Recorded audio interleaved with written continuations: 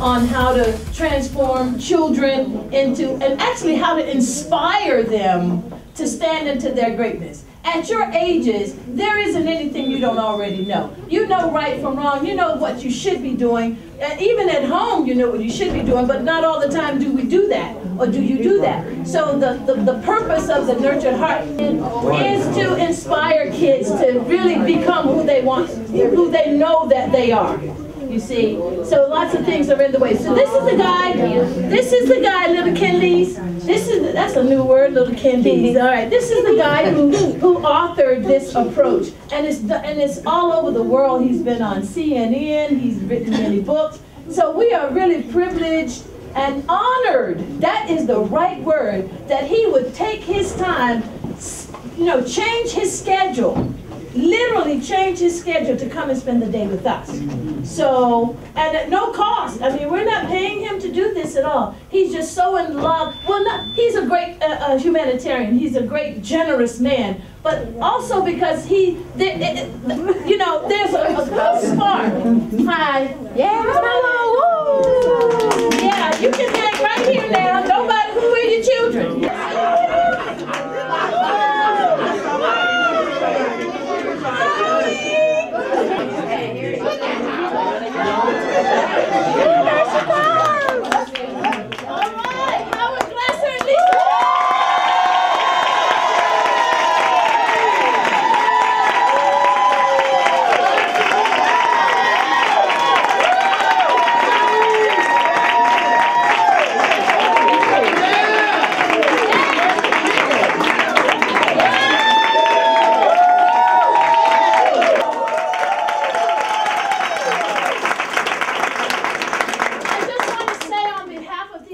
Wonderful people at Sbh, how thrilled, excited, and happy we are to have, really how honored we are, Howard. That is no picky, choicey word. We are honored to have you and your sidekick, Lisa, here to spend the day with us.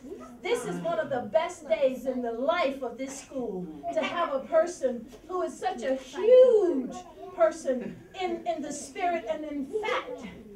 Great humanitarian, someone who has dedicated his whole life to helping others see and know who they are in terms of their greatness that they were born with. I know it's fun doing it though. Don't get me wrong. I know you're not burdened and laboring. You are having the best time of your life doing this. But we just want to say this is the Howard School. Today. I rejoice in being here. I rejoice. I am so moved. And I finally found the Howard School.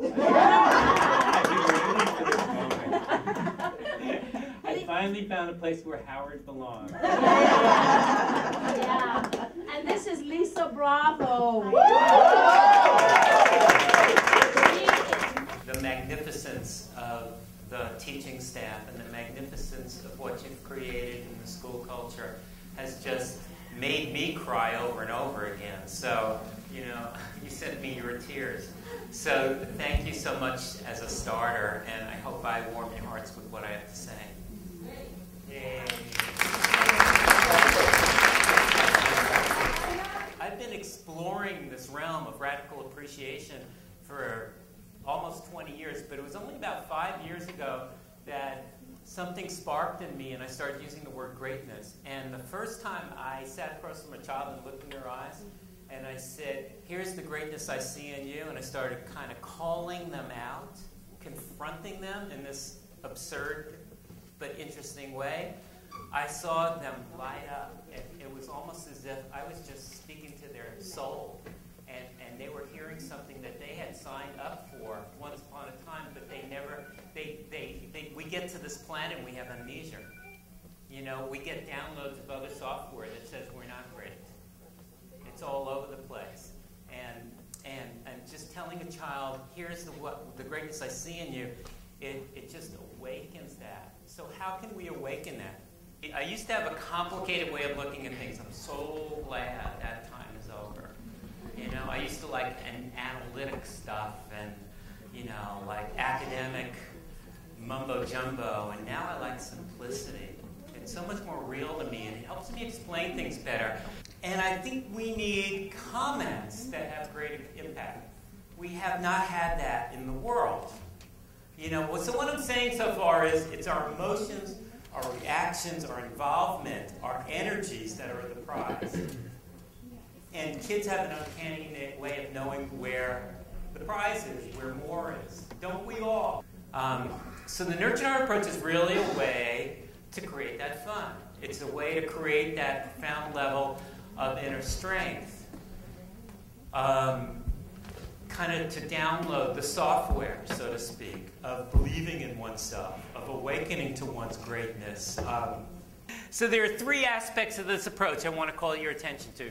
The first one is I've been inferring, creating super energizing, perhaps, success. That's aspect one. The second aspect is refusing to accidentally energize negativity. And how do you get that, the first thing going and the second thing going and the third thing, which is while still upholding a perfect level of limit setting? That's where people go, really? How do you not give energy to negativity and still have perfect limit setting? I think some kids, especially challenging kids, have some strong radar. I think they have had, you know, think of a 4-year-old at the mall, and a loving parent is going, don't do that, stop it, cut it out, quit it, you know, all day long, because they have a highly energized child who's running around. And they mean well, they're just trying to set a limit, but the child feels that as criticism. And the child goes, on the inside, they're accumulating experiences of failure, failure, failure, failure. Nobody intends to be a party to that, but it just happens. And the problem with that is on the inside, they go, I'm not a good kid. So if you just say you're a good kid, they go, I'm not. Has anybody ever been told they look nice on a day that, you know, you don't feel you look nice? How well do you drink in that compliment? Yeah, so it's kind of the same thing. And what I'm saying is we need ways that get underneath the radar. So if I say to a child who's in art class, wow, what a beautiful picture, that's a nice statement. It's well-intended, but it has no teeth. In contrast, if I say, here's what I see you doing. You know, here's the dance movement I see you doing. Here's the effort I see you making. Here's the lines I see you drawing with your crayon and how you're looping the crayon, and now you got to turn on its side, and now you got it kind of, you know, you're using detail at the bottom in contrast to this other thing you're doing at the top, and how you're creating new colors by combining.